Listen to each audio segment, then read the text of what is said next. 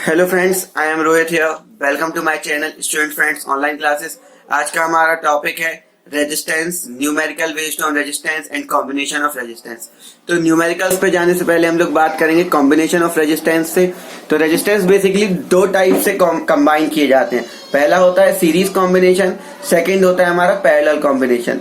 तो हम लोग पहले बात करेंगे सीरीज कॉम्बिनेशन के बारे में। तो सीरीज कॉम्बिनेशन यानी होता है जब हमारे रेजिस्टेंस एंड टू एंड जोड़े जाए, यानी किसी एक रेजिस्टेंस का एंड पॉइंट और किसी दूसरे रेजिस्टेंस का स्टार्टिंग पॉइंट कंबाइन किया जाए, इसको सीरीज रेजिस्टेंस बोला जाता है। या हम बोलें जब कोई दो रेजिस्टेंस एक लाइन में कंबाइन किए जाएं, उसको सीरीज रेजिस्टेंस बोला जाता है। तो ये चीज तो हमें समझ में आती है वर्ड सीरीज से ही, बट इसमें ऐसा इंपॉर्टेंट क्या है कि हमें एक टॉपिक पढ़ना पड़ रहा है। तो देखिए, जब कोई रेजिस्टेंस सीरीज में कंबाइंड होता है तो हमारे सर्किट की कुछ प्रॉपर्टीज में कुछ चेंजेस आते हैं। जैसे हम फर्स्ट चेंज की बात करें, जब कोई रेजिस्टेंस सीरीज में कंबाइंड है तो हमारा जो करंट आई का वैल्यू है वो कांस्टेंट होगा हमारे पूरे सर्किट के लिए। यानी पूरे सर्किट का जो आई का वैल्यू है वो सेम रहेगा, चाहे हम किसी भी पॉइंट पर या किसी भी रेजिस्टेंस के लिए निकालें। जो हमारा वैल्यू ऑफ वोल्ट वी है वो हर रेजिस्टेंस के हिसाब से डिफर होगा। यानी हम जितने रेजिस्टेंस लगाएंगे और जितनी वैल्यूज के रेजिस्टेंस लगाएंगे उसके अकॉर्डिंग हमारे बैटरी का पोटेंशियल डिवाइड हो जाएगा। ओके, तो देखिए हमने रेजिस्टेंस इन सीरीज सुन लिया क्या होता है, बट एक अच्छा एग्जांपल होता है रेजिस्टेंस इन सीरीज का। जब किसी फेस्टिवल में हमारे घर में झालरें डाली जाती हैं तो आपको पता है जब एक बार स्विच ऑन करते हैं तो सारी की सारी झालर स्टार्ट हो जाती हैं। तो ये एग्जांपल होता है रेजिस्टेंस इन सीरीज का। इसका मतलब अगर हमने स्विच या हमारा सर्किट जैसे ही हमने क्लोज किया तो उसमें जितने इक्विपमेंट या जितनी एंटिटीज लगी हुई हैं वो सारी रन करना स्टार्ट होंगी। ना अब आपको इस चीज से कंफ्यूजन हो रहा होगा कि एक बार स्विच ऑन करने से सारे सिस्टम चालू हो जाता है। तो एक बार ऑन करने का मतलब होता है, यहाँ देखिए बोर्ड पे, जैसे हमारा ये सीरीज सिस्टम है, हमने यहाँ पे एक स्विच लगाया, यहाँ एक बल्ब लगाया हमने, फिर हमने एक स्विच लगाया, हमने फिर एक बल्ब लगाया। ओके, इसका मतलब क्या होता है, अगर हम इन दोनों में से कोई भी एक स्विच ओपन रखते हैं तो भले हमारा दूसरा स्विच ऑफ हो, बट हमारा सर्किट जो है वो ओपन ही रहेगा, यानी करंट फ्लो नहीं होगा। मतलब चाहे हम जितने चाहे स्विचेस लगा लें, अगर हम सीरीज कॉम्बिनेशन कर रहे हैं और हमारा एक स्विच या एक डिवाइस खराब होता है तो हमारा पूरा का पूरा सर्किट ब्रेक हो जाएगा। अब जो हमारा सीरीज कॉम्बिनेशन का रिजल्टेंट यानी इफेक्टिव रेजिस्टेंस होता है वो होता है उसमें जितने भी रेजिस्टेंस लगे हुए हैं उन सब का अलजेब्रिक सम, यानी वो उन सब का सम होता है जो हमारा इफेक्टिव रेजिस्टेंस होता है। ऐसे ही जो हमारा सीरीज में इफेक्टिव वोल्टेज V होता है वो सारे वोल्टेज का सम होता है, और I हमारा जो है वो कांस्टेंट होता है, यानी I हमारा अनचेंज्ड होता है। ओके, आई थिंक आपको ये इंपॉर्टेंट बातें समझ आई होंगी। हमने कॉम्बिनेशन इन सीरीज जाना, अब हम लोग मूव करेंगे कॉम्बिनेशन इन पैरेलल। तो जो हमारा पैरेलल कॉम्बिनेशन होता है, हमें पता है पैरेलल यानी क्या होता है, एक लाइन दूसरी लाइन से विदाउट टच किए मूव करे, वो पैरेलल होता है, यानी source of a river, right. चलिए हम देखते हैं पैरेलल कनेक्शन होता कैसे है। तो देखिए जो हमारा बोर्ड पे कनेक्शन शो हो रहा है ये एक पैरेलल कनेक्शन होता है। इसमें दो रेजिस्टेंस लगे हुए हैं R1 R2, जिसके लिए वोल्ट का वैल्यू सेम रहेगा। तो यहाँ पे देखिए हमारा पैरेलल कनेक्शन से रिलेटेड एक पॉइंट निकल के आ गया कि पैरेलल कनेक्शन ऑफ रेजिस्टेंस में जो हमारा वोल्ट यानी पोटेंशियल डिफरेंस होता है वो सेम होता है हमारे सारे डिवाइसेस के लिए जो पैरेलल कनेक्ट हैं। और जो हमारा वैल्यू ऑफ करंट आई है ये यहाँ पे चेंज होती है हमारे डिवाइस के रेजिस्टेंस के ऊपर, यानी आई की डिफरेंट वैल्यूज होती हैं रेजिस्टेंस पर डिपेंड करते हुए, बट हमारा जो पोटेंशियल डिफरेंस V है वो कांस्टेंट होता है। ओके, चलिए अब हम लोग मूव करते हैं पैरेलल कॉम्बिनेशन के इफेक्टिव रेजिस्टेंस की ओर। तो जो इसका इफेक्टिव रेजिस्टेंस होता है, it is the sum of the reciprocal of resistance connected in parallel. मतलब हमारे जितने रेजिस्टेंस पैरेलल में लगे हुए हैं उन सब के रेसिप्रोकल का सम हमारे इफेक्टिव रेजिस्टेंस के बराबर होता है। ओके, यानी जो हमारा 1/R इफेक्टिव है वो होता है R1 + R2 upon R1 R2। Effective का वैल्यू होता है वो होता है हमारा R1 R2 upon R1 plus R2। अब हम लोग समझते हैं आखिर पैरेलल कॉम्बिनेशन यानी क्या।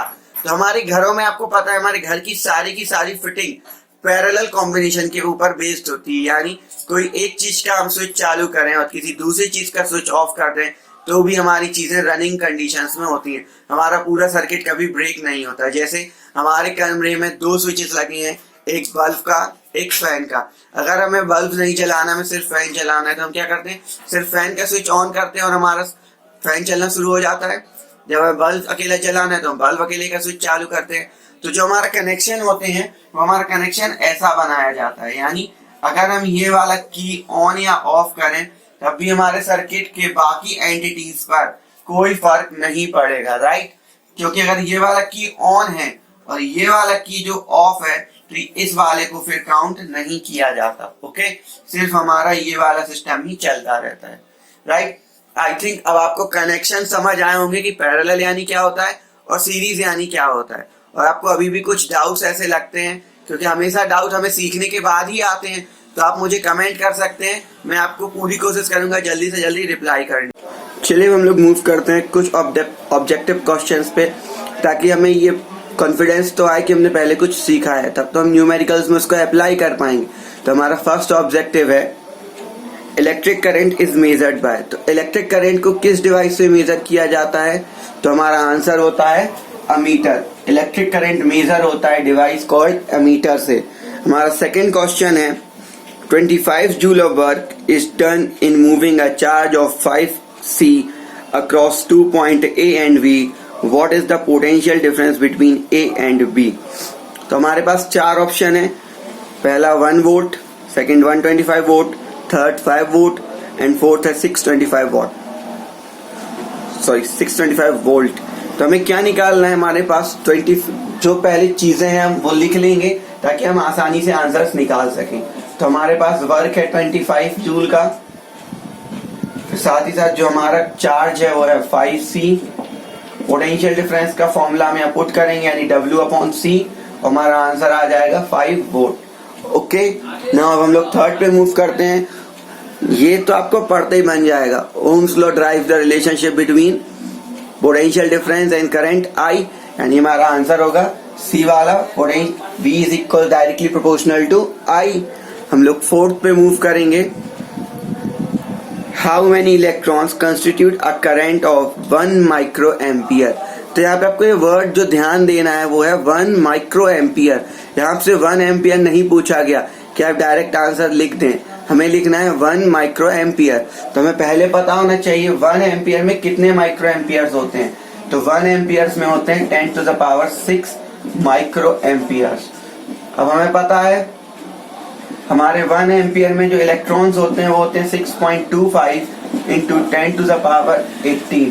बट माइक्रो इलेक्ट्रॉन एम्पियर पूछे गए हैं तो हम पावर 6 यहाँ सब्ट्रैक्ट कर देंगे और हमारा आंसर आ जाएगा 6.25 इंटू 10⁻12।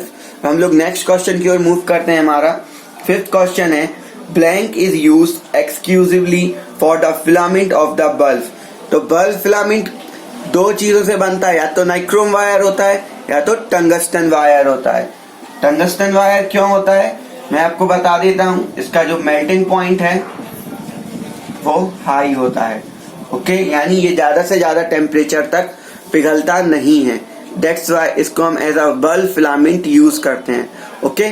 चलिए हम लोग नेक्स्ट क्वेश्चन पर मूव करते हैं। हमारा नेक्स्ट क्वेश्चन है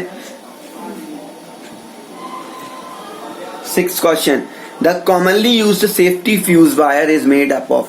safety fuse word I think आपने सुना होगा, और अगर आपको डाउट है तो मैं आपको बता देता हूँ।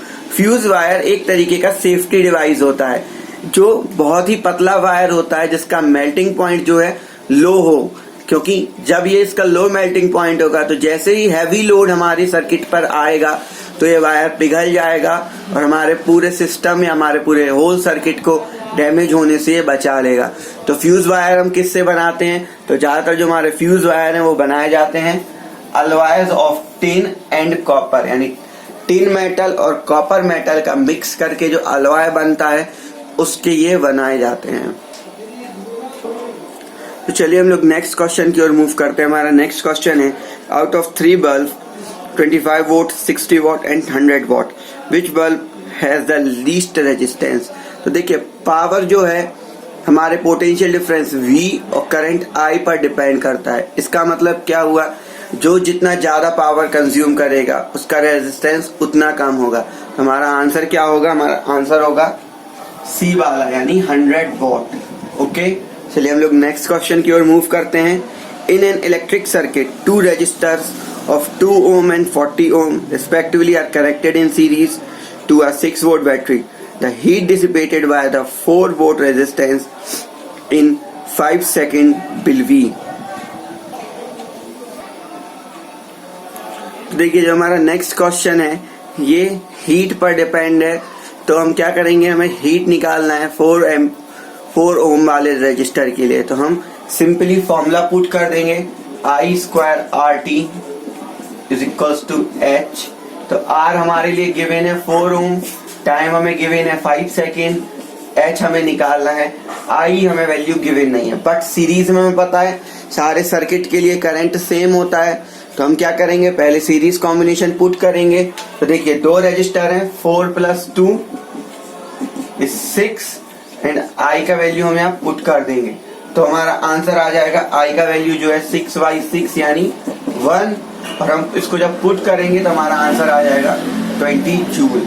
आई थिंक ये चीज आपको क्लियर होगी, राइट। चलिए हम लोग मूव करते हैं हमारे नेक्स्ट ऑब्जेक्टिव क्वेश्चन पे। तो यहाँ पे देखिए 3 ऑब्जेक्टिव क्वेश्चंस और हैं, तो इनको पहले आप ट्राई कीजिएगा, फिर आपको वो ना बने तो मैंने स्क्रीन पे उनके आंसर्स रखे हुए हैं। और अगर आपको कॉन्सेप्ट समझ ना आए कि किस कॉन्सेप्ट से ये होने वाले हैं तो आप मुझे कमेंट कर दीजिएगा, मैं आपको विद कॉन्सेप्ट बता दूंगा कि बाकी के 3 कैसे सॉल्व होंगे। तो अब हम लोग मूव करते हैं हमारे न्यूमेरिकल क्वेश्चंस की ओर, जो हर एक 10th के स्टूडेंट को प्रॉब्लम क्रिएट करते हैं कि आखिर न्यूमेरिकल कैसे सॉल्व हो। तो चलिए हम लोग न्यूमेरिकल्स की ओर मूव करते हैं। तो देखिए अभी जो हमने ऑब्जेक्टिव्स पढ़े, मैंने यहाँ एक नया फॉर्मूला लिखा जो मैंने शायद आपको पढ़ाया नहीं। फॉर्मूला था H = I स्क्वायर RT। तो मैं आपको इसको भी जनरली बता देता हूँ, ये हमारा हीट का फॉर्मूला है, बट नथिंग टू वरी। मैं इससे रिलेटेड पूरा एक फुल टॉपिक वीडियो बनाऊंगा जो मैं यहाँ डाल दूंगा, ताकि आपको ये चीज समझ आए कि I स्क्वायर RT कहाँ से ड्राइव होता है, इस पर बेस्ड न्यूमेरिकल्स क्या है, और हमें इससे बेस्ड क्या क्या नॉलेज होनी चाहिए as a 10th class student. तो मैं ये सारी चीजें आपके लिए अपलोड जरूर करूँ। देखिए हमारा फर्स्ट न्यूमेरिकल प्रॉब्लम है, कोई 2 रेजिस्टर्स हैं, जब वो पैरेलल लगाए जाते हैं तो उनका जो रिजल्टेंट है वो 2 ओम आता है। और जब इन्हीं दोनों रेजिस्टेंस को हम सीरीज में लगाते हैं तो इनका जो रिजल्टेंट है वो 9 ओम आता है। तो हमें बताना है उन दोनों रेजिस्टेंस की वैल्यूज कितनी होंगी। तो फर्स्टली हम क्या करेंगे, हमारे क्वेश्चन के अकॉर्डिंग एक डायग्राम ड्रॉ करेंगे। तो देखो पहले उन्होंने बोला 2 रेजिस्टेंस R1 R2 हैं, जिन्हें हमने पहले पैरेलल लगाया हुआ है, फिर हमने सीरीज लगा के रखा हुआ है। ठीक है, हमें पता है हमारा जो पैरेलल में रेजिस्टेंस रिजल्टेंट का फॉर्मूला होता है वो क्या होता है, resultant is equal to R1 R2 upon R1 plus R2। और जो हमारा सीरीज का फॉर्मूला होता है वो क्या होता है, R is equal to R1 plus R2। तो यहाँ पे हमें वैल्यू मिली 9 is equal to R1 plus R2। तो ये हमारा फर्स्ट इक्वेशन हुआ। हम जो ये R1 प्लस R2 का वैल्यू है हम हमारी सेकेंड इक्वेशन में रखेंगे और हमारा आंसर जल्द से जल्द आ जाएगा। देखो R1 R2 upon 9 18 is equals to R1 R2। यहाँ से हम कोई भी एक का वैल्यू ड्राइव करेंगे और सीरीज में पुट कर देंगे, देन हमारा आंसर हमें मिल जाएगा। तो हम लिखेंगे R1 is equals to 18 upon R2। हम इसको पुट कर देंगे यहाँ। So 9 is equals to 18 upon R2 plus R2। हमारा चेंज क्या हुआ, अब ये एक क्वाड्रेटिक इक्वेशन में चेंज हो गया। आई थिंक क्वाड्रेटिक इक्वेशन आपसे बनती होंगी। हमारा इक्वेशन फॉर्म हुआ 9R2 is equals to 18 plus R2 square. Okay, अब हम हमारी क्वाड्रेटिक इक्वेशन को सॉल्व कर देंगे और हमारे पास हमारा आंसर आ जाएगा। तो जब हम ये क्वाड्रेटिक इक्वेशन सॉल्व करेंगे तो हमारा आंसर आ जाएगा 6 और 3। हमारे पास 2 आंसर्स आएंगे 6 और 3। तो आप किसी भी एक को R1 मान सकते हो, किसी भी दूसरे वाले को R2 मान सकते हो। आप R1 3 और R2 6 भी मान सकते थे आप, इससे कोई चेंजेस नहीं होते। ओके, चलिए हम लोग मूव करते हैं हमारे नेक्स्ट न्यूमेरिकल क्वेश्चन है।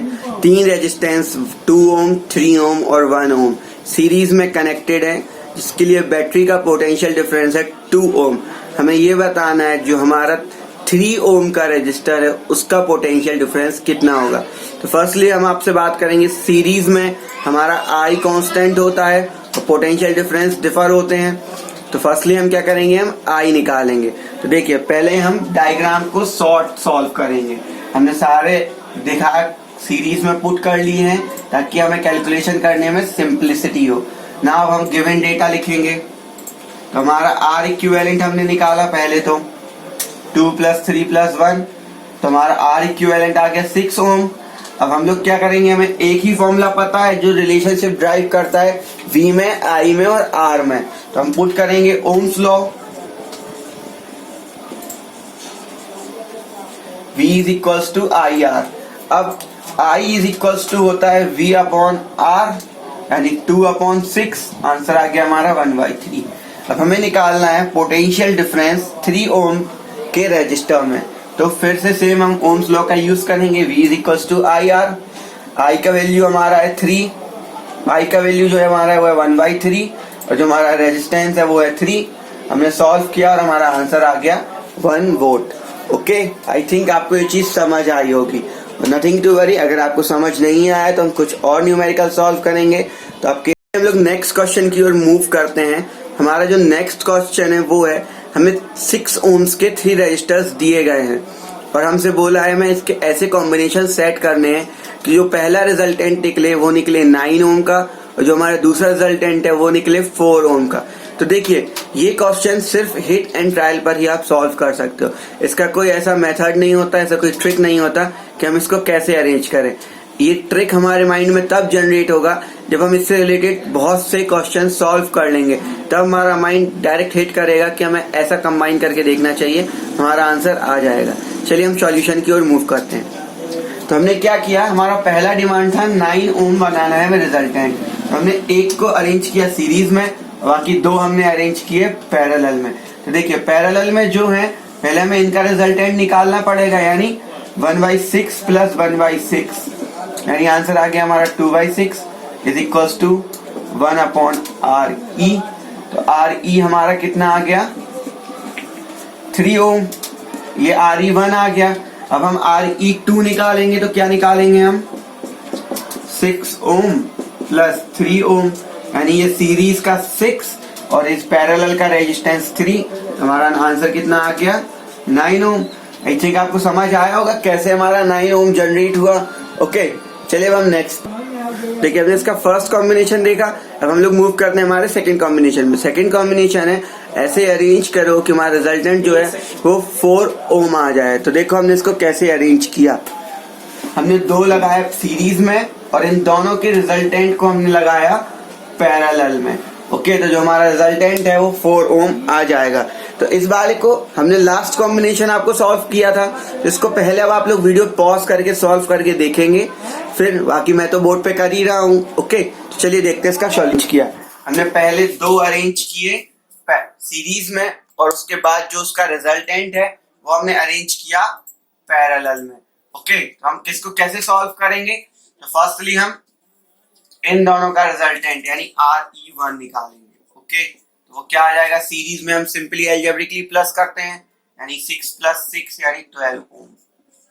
ओके, पैरेलल में हम क्या लिखते हैं, R1/RE यानी R रिजल्टेंट = 1/RE1 + 1/R3। हम इसको सॉल्व कर देंगे तो हमारा आंसर क्या आ जाएगा, 1/12 + 1/6।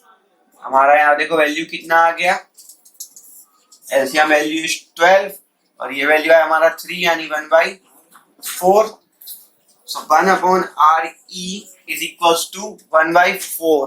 तो हमारा आंसर RE कितना आ गया, 4 ओम। आई थिंक ये चीज अब आपको क्लियर होगी।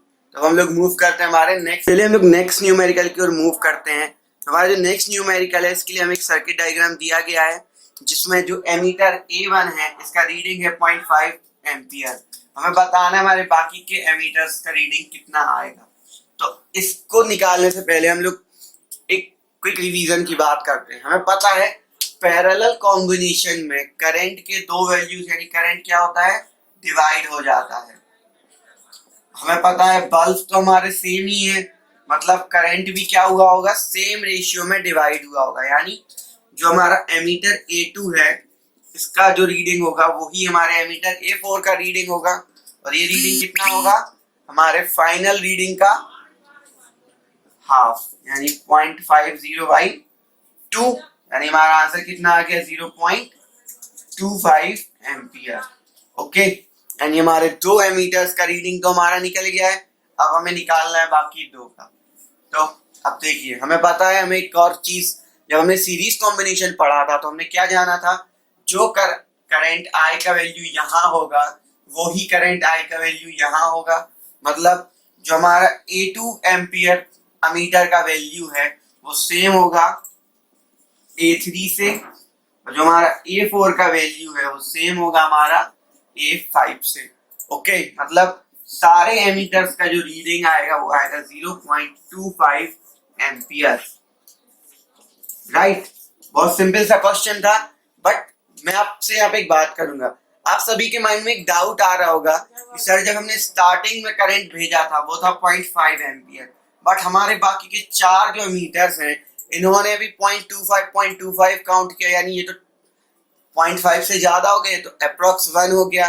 बट नहीं, ये दोनों क्या थे, सीरीज में लगे थे, दैट्स वाई यहाँ करंट का वैल्यू सेम रहा। इसलिए स्टार्टिंग नोड पर और एंड नोड पर जो करंट आई का रीडिंग लिया गया वो सेम आया। राइट, बट जो हमारा A4 है और जो हमारा A2 है ये दो पैरेलल नोड्स थे, दैट्स वाई इन दोनों पैरेलल नोड्स का जो करंट का वैल्यू है वो भी सेम आया, क्योंकि स्टार्टिंग यही थी और हमारे जो दोनों बल्ब्स हैं वो सेम पावर के लगे हुए थे। तो करंट का डिस्ट्रीब्यूशन भी कैसा होगा, सेम करंट का डिस्ट्रीब्यूशन होगा, यानी हाफ हाफ।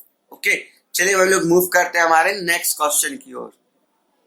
चलिए हम लोग मूव करते हैं हमारे नेक्स्ट न्यूमेरिकल में। हमारे पास यहाँ एक फिर से सर्किट डायग्राम है। यहाँ पे तीन रेजिस्टेंस हैं जो पैरेलल लगे हुए हैं। हमें फर्स्टली बताना है तीनों रेजिस्टेंसेस का वैल्यू कितना होगा, और सेकेंडली हमें ये बताना है कि तीनों आइडेंटिकल रेजिस्टेंस हैं तो जब ये वाला की ओपन था, यानी जब ये वाला सर्किट में ऐड नहीं था, तब जो हमारा एमीटर का रीडिंग आया वो आया 0.6। तो बताइए अगर इस सर्किट को हम क्लोज कर दें तो हमारे एमीटर का रीडिंग कितना आएगा, साथ ही साथ हमें ये बताने क्या उसमें चेंजेस आएंगे। तो देखो पहले हम देखते हैं, ये हमारे तीन रेजिस्टेंस हैं R1, R2 और R3। हम वैल्यूज बाद में निकालेंगे, पहले हम यहाँ बात करते हैं। देखो I of R1 plus I of R2 is equals to 0.6। Okay, हमारे सेकंड पॉइंट में बोला these are the identical resistance, यानी इनका वैल्यू कैसा होगा, सेम होगा। तो हम इसको लिख सकते हैं 2 ऑफ I R1, हमारा वैल्यू कितना आ गया R1 का, I of R1 is equals to 0.3। Right, तो I ऑफ R2 कितना आ गया, ऑल्सो 0.3। और जब हमने की को क्लोज कर दिया यानी सर्किट कंप्लीट कर दिया तो हमारा I ऑफ R3 भी कितना आएगा, अगेन 0.3। तो जो हमारा एमीटर का रीडिंग आएगा, एमीटर A का रीडिंग, तो वो क्या आएगा 0.9। ओके, अब दूसरा चीज हमें निकालना था यहाँ पे। अब हमें निकालना था क्या, कि हम इन तीनों रेजिस्टेंस का रिजल्टेंट कैसे निकालेंगे। तो जैसे हमें 2 का रिजल्टेंट निकालते हैं वैसे ही हम 3 का निकाल सकते हैं, यानी 1/R resultant is equals to 1/R1 plus 1/R2 plus 1/R3। हमें सिर्फ वहाँ एक्सप्रेशन देने के लिए बोला गया था तो हमने एक्सप्रेशन लिखा। इसको हम थोड़ा सा और सॉल्व करें तो क्या आ जाएगा हमारा, 1/RE is equals to R1 plus R2 plus R3 upon R1 R2 R3। Right, then अब हम इसको सॉल्व कर सकते हैं। सो आई थिंक आपको ये न्यूमेरिकल्स पसंद आए होंगे। अगर आप चाहते हैं मैं और न्यूमेरिकल्स कराऊं या मैं और टॉपिक्स पर वीडियोस डालूं तो प्लीज़ कमेंट कीजिए, लाइक कीजिए, और अगर आपको पसंद आती हैं तो मेरे चैनल को सब्सक्राइब कीजिए। Thank you for watching.